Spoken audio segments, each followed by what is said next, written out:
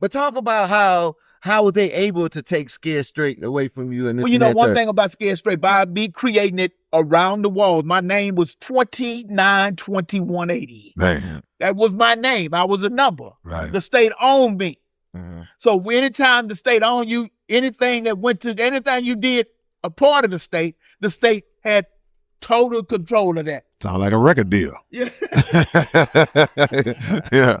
So by me being an inmate of the state of Texas creating the program, because I've known other brothers in there, man, to create it was another brother that created a program called Fire Quench, where they put together some liquid formula on a lawnmower gas, and they made this thing shoot foam out, man. Texas A&M bought the product from this brother that created this in prison, and they bought it from Texas A&M, bought this thing from TDC for millions of dollars on the idea. So I've seen many different creative things that they stole from brothers in that institution. They bought it from TDC, not the dude who made it. Boy, that's cold blood. Yeah.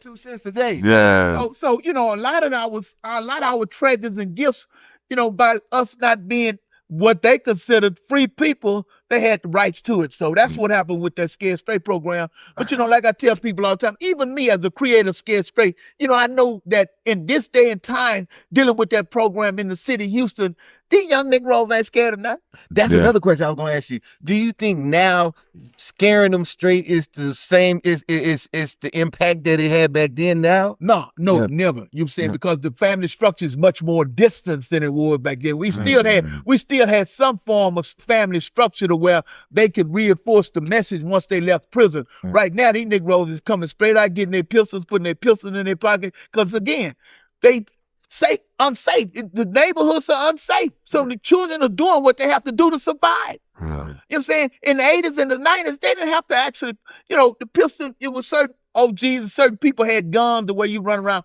Everybody got a gun now. Right. Yeah. So basically we gotta teach them straight nowadays.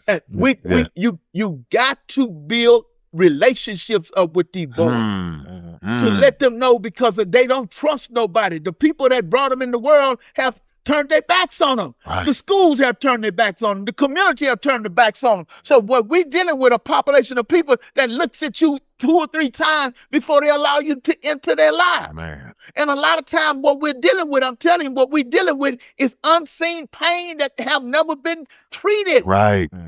That I'm dealing with my grandfather's problem, because we don't get out. Only white people talk about going to see a psychologist in a therapist. Right. Yeah. Right. Look at my wife looking at me like real deal.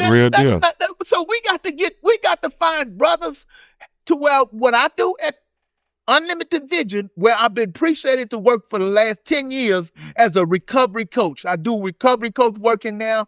We go to the school, we go to the jail, we deal with all new and up and coming drugs that hit the streets, to where we get the message out there. 1 pill kill, teaching people that 1 pill kill, teaching young people about fentanyl. I've been able, due to this training, in some of my workshops with some of my kids, I've had 2 kids that OD'd on that fentanyl in my workshops.